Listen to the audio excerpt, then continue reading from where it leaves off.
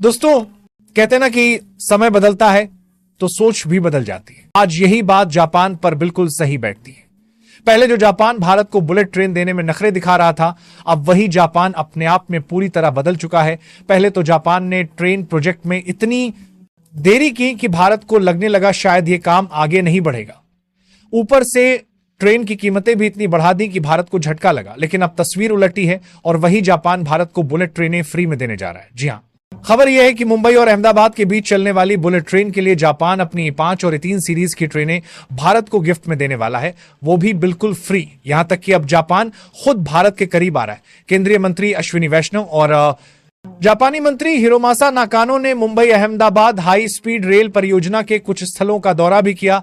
हाल ही में भारत की धरती पर आकर सोचिए, जो जापान पहले तारीखें बदलता था, बहाने बनाता था, वही अब इतनी बड़ी ट्रेनें बिना पैसे लिए दे रहा है।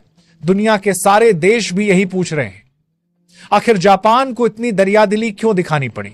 अब आप कहिए, अगर आपको हमारी बातें अच्छी लग रही हैं तो इस वीडियो को लाइक करें और चैनल को सब्सक्राइब जरूर करें। अब देखिए हुआ क्या कि जापान की तरफ से ट्रेन प्रोजेक्ट में बहुत देरी हो चुकी थी। अचानक जापानी मीडिया ने रिपोर्ट दी जिसमें लिखा कि जापान भारत को अपनी 5 और 3 ट्रेनें फ्री में देगा। पहली बार यह खबर सामने आई तो किसी को यकीन नहीं हुआ। कोई सोचता भला कोई देश इतने करोड़ों की ट्रेनें फ्री में कैसे देगा। लेकिन रिसर्च में सच निकला। भारत सरकार ने भी इसकी पुष्टि की कि जापान सच में ये ट्रेनें बिना कीमत दे रहा है। अब सवाल यह है कि क्या जापान अपनी पिछली गलती मान रहा है या इसके पीछे कोई चाल है। शुरुआत में हर भारतीय खुश हुआ, वाह जापान मदद कर रहा है, फ्री में ट्रेनें दे रहा है। लेकिन असल कहानी इससे गहरी है। जापान इस फैसले के पीछे बड़ी रणनीति लेकर चल रहा है। भारत में हाई स्पीड ट्रेन का सपना नया नहीं है। साल 2000 से इसकी चर्चा थी, लेकिन असली शुरुआत 2013 में हुई जब भारत और जापान ने बड़ा समझौता किया जिसे मोयू यानी मेमोरेंडम ऑफ अंडरस्टैंडिंग कहा गया। इस समझौते के तहत तय हुआ कि दोनों देश मिलकर मुंबई से अहमदाबाद तक 508 किलोमीटर की हाई स्पीड रेल लाइन बनाएंगे। अभी इस रूट पर सफर करने में 6 से 7 घंटे लगते हैं, लेकिन बुलेट ट्रेन आने के बाद यही सफर सिर्फ 2 घंटे में पूरा होगा। इसके बाद 2015 में प्रधानमंत्री नरेंद्र मोदी खुद जापान गए और वहां के प्रधानमंत्री शिंजो आबे के साथ इस प्रोजेक्ट पर बड़ी डील फाइनल हुई। जापान ने भारत को 81,000 करोड़ का सॉफ्ट लोन दिया, वह भी सिर्फ 0.1% ब्याज दर पर, और इसे चुकाने के लिए भारत को पूरे 50 साल का समय मिला। इतना ही नहीं, जापान ने अपनी शिंकान टेक्नोलॉजी भी करने लगी। लेकिन भारत के मौसम को ध्यान में रखते हुए जापान ने ट्रेन में कई बदलाव भी किए, जैसे ज्यादा लगेज स्पेस, बेहतर कूलिंग सिस्टम और डिजाइन ऐसा जो भारत की गर्मी, धूल और बारिश में भी बढ़िया काम करे। इसे ऐसे समझिए जैसे हम अपनी साइकिल को बारिश में चलाने से पहले चैन पर तेल लगाते हैं, वैसे ही जापान ने अपनी बुलेट ट्रेन को भारत के हिसाब से कस्टमाइज किया। अब यह ट्रेन भारत के लिए तैयार हो चुकी है और अब बारी है टेस्टिंग की। दोस्तों, असली खेल यह है कि जापान जब ये ट्रेनें फ्री में दे रहा है तो लोग खुश तो हुए, लेकिन बात इतनी सीधी नहीं है, क्योंकि दुनिया में आज के वक्त में कोई भी बिना फायदे के कुछ नहीं देता और जापान भी इसका अपवाद नहीं है। असल में ये ट्रेनें यात्रियों के लिए नहीं है, बल्कि सिर्फ टेस्टिंग और इंस्पेक्शन के लिए है। यानी आसान भाषा में कहें तो जापान भारत को फ्री गिफ्ट के नाम पर टेस्ट मशीनें भेज रहा है। जब ये टेस्टिंग सफल होगी तभी आगे असली बुलेट ट्रेनें जैसे अल्फा एक्स भारत भेजी जाएंगी, जो और भी एडवांस होंगी और ज्यादा स्पीड से चलेंगी। अब सवाल उठता है कि जापान ने ऐसा क्यों किया, क्योंकि भारत अब खुद की बुलेट ट्रेन बनाने की तैयारी में लग चुका है। जनवरी 2025 में भारत की चेन्नई की इंटीग्रल कोच फैक्ट्री आईसीएफ ने टेंडर निकाला, जिसमें बीएएमएल कंपनी को हाई स्पीड स्वदेशी ट्रेन बनाने का ऑर्डर दिया।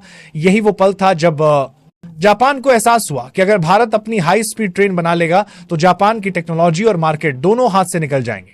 आसान शब्दों में कहें तो भारत ने जापान को एक इशारा दे दिया कि अगर तुम देर करोगे तो हम खुद आगे बढ़ जाएंगे। और भारत ने सिर्फ इशारा नहीं दिया, बल्कि वंदे भारत जैसी हाई स्पीड ट्रेनें बनाकर यह भी दिखा दिया कि हमारे पास टैलेंट और टेक्नोलॉजी दोनों है। अब जापान के पास कोई रास्ता नहीं बचा था। उसने तुरंत फैसला किया कि फ्री ट्रेनें भेजो ताकि भारत को हमारी टेक्नोलॉजी में बनाए रखो।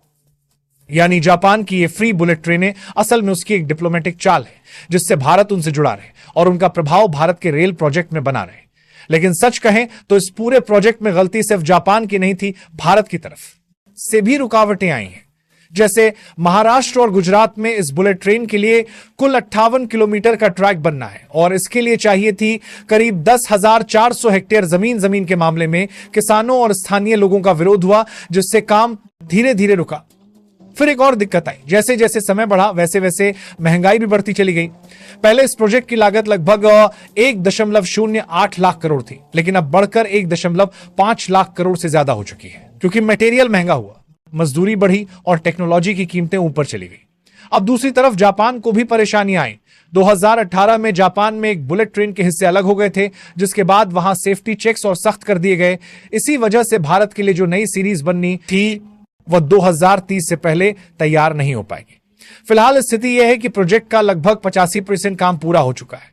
Ahmedabad bullet train corridor 508 kilometre लंबा है, जिसमें 323 किलोमीटर का काम पूरा हो चुका है। साथ ही 399 किलोमीटर के पिलर का काम भी पूरा हो चुका है। पुल निर्माण के प्रमुख पड़ावों में 17 नदी पुल, 5 पीएससी पुल और 9 स्टील पुलों का निर्माण शामिल है। कुल 211 किलोमीटर ट्रैक बिछाया जा चुका है और कॉरिडोर पर 4 लाख से ज्यादा ध्वनि अवरोधक लगाए जा चुके हैं। पालघर में 7 पर्वतीय सुरंगों के लिए खुदाई का काम चल रहा है, जबकि बीकेसी और शिलफाटा के बीच 21 किलोमीटर लंबी एनएटीएम सुरंग के 5 किलोमीटर हिस्से में सफलता मिल चुकी है। दोस्तों, अब बात करते हैं भारत की चाल की, जिसने जापान को सोचने पर मजबूर कर दिया। दरअसल जापान भले ही ट्रेन टेक्नोलॉजी लाया हो, लेकिन भारत ने इस पूरे प्रोजेक्ट में अपना कंट्रोल कभी नहीं छोड़ा। भारत ने साफ कह दिया कि अगर देरी और बढ़ी तो हम अपने ट्रैक पर वंदे भारत जैसी हाई स्पीड ट्रेनें खुद चला लेंगे।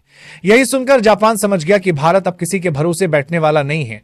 आज स्थिति यह है कि इस प्रोजेक्ट में काम दिन रात चल रहा है। NHSCL यानी national high speed rail corporation limited के तहत 31,000 से ज्यादा मजदूर इस पर काम कर रहे हैं। भारत की स्वदेशी कंपनियां अब इस टेक्नोलॉजी को सीख रही हैं और खुद बना रही हैं। और जब तक जापान की ट्रेनें नहीं आती, भारत ने तय किया है कि 2027 से ट्रैक पर वंदे भारत ट्रेनें चलाई जाएंगी। अब साफ है कि जापान की फ्री ट्रेन कोई दान नहीं बल्कि एक रणनीति है। वो चाहता है कि भारत उसकी टेक्नोलॉजी पर निर्भर रहे। बाकी आपको क्या लगता है, जब भारत को जापान के द्वारा बुलेट ट्रेन मिलेगी तब तक भारत खुद की बुलेट ट्रेन बना लेगा या नहीं? अपनी राय कमेंट में जरूर बताएं और इस वीडियो को लाइक करके अपने मित्रों तक शेयर जरूर करें। जय हिंद,